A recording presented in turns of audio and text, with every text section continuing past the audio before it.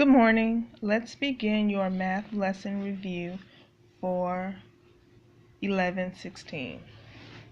All right. So we're going to be reviewing your work on lesson 107. And the first thing we need to look at is the problem solving question. So you're asked, on the first two tests, Yeshaya's average score was 90. On the next three tests, on the first two tests, his average score was 80. On the next three tests, his average score was 90. What was Jason's average score on his first 5 tests? Okay, so I'm surprised that this gave you trouble. If you think about it, it's really simple. What is an average, first of all? What is an average, first of all? So you have a value. Maybe we'll call it x1, maybe the first value in a series of values, just like Jason took a series of tests. So just to think about it, remind what an average is.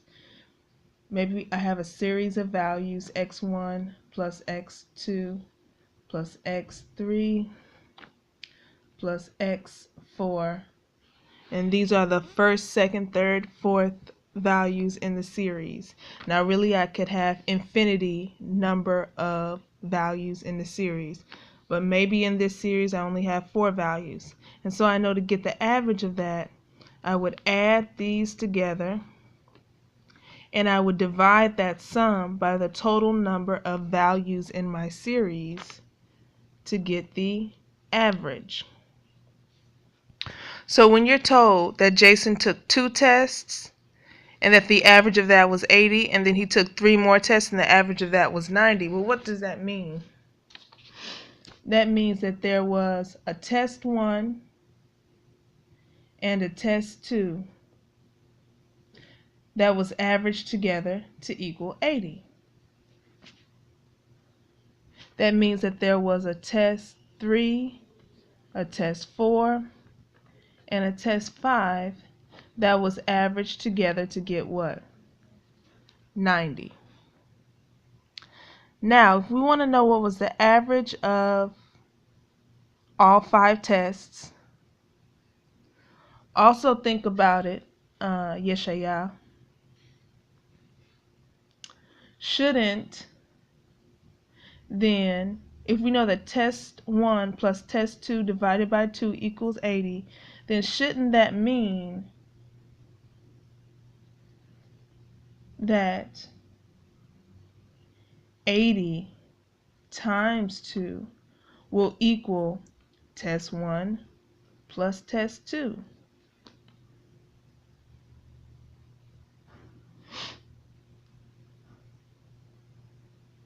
$80 times 2 will equal, so maybe test 1 was 81%.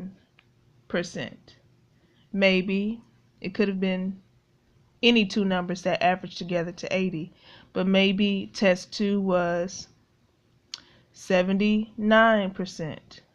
Those 2 numbers would average together to get 90. So wouldn't, if I multiply 80 times 2 to get 160, wouldn't that equal the 2 numbers that are added together and divided by 2 to get your average?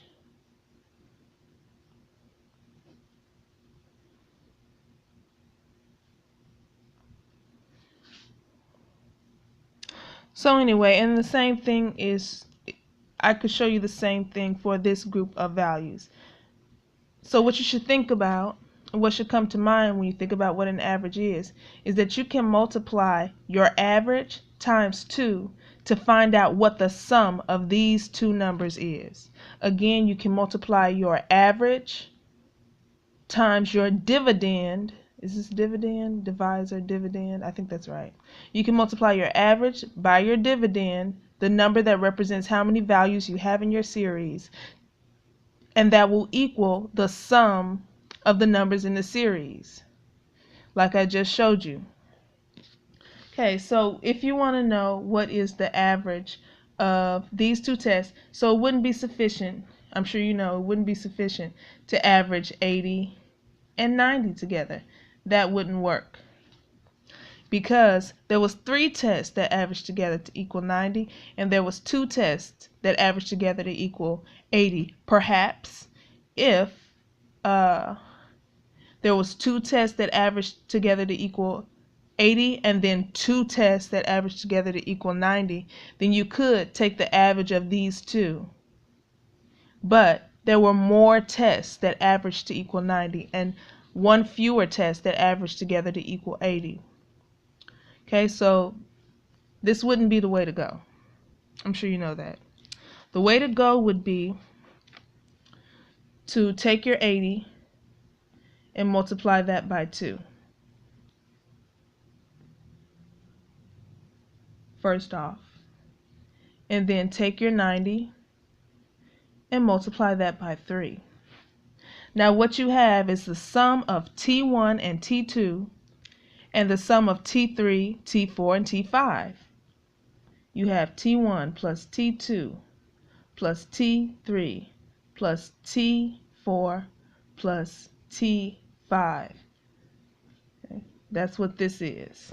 Now you don't know what T1 is, you don't know what any of these values are, but you know that whatever the sum of this is, it equals to 80 times 2 plus 90 times 3. So now you have the sum of the values of all 5 tests.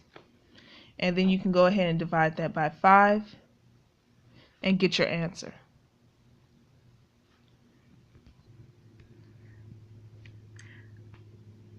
The next thing we need to look at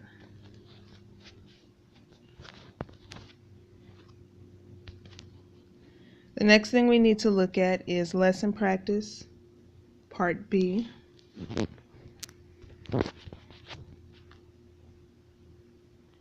This trapezoid can be divided into a rectangle and a triangle. Find the area of the trapezoid. So hopefully you can see that, how that trapezoid can be divided into a rectangle and a triangle. So I'm just going to redraw. It's always a great idea to redraw like you did. Like you did here. It's always a good idea to redraw your figures. Helps get your brain jump started. Get started thinking. So we know that this side is 6 centimeters. We know that this side up above here is 10 centimeters. So since this is a rectangle and I'm dividing these parts in half, I know that this bottom side is 10 centimeters. This is a rectangle. So I know that this bottom side is 10 centimeters. Okay? Now, in the problem, I'm told that this bottom side is 14 centimeters. So then, doesn't that mean, if this entire bottom side is 14 centimeters, doesn't that mean that this side here is, this bottom side of your triangle is 4 centimeters? Remember, you're breaking your trapezoid up into a rectangle and a triangle. All right.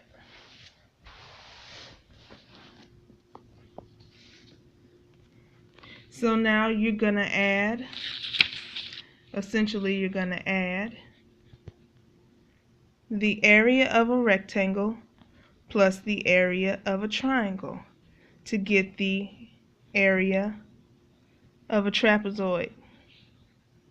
You're going to add the area of the rectangle plus the area of the triangle to get the area of the trapezoid. Now, what's the area of the rectangle? Is it not base times height? What's the area of a triangle? Is it not 1/2 times base times height?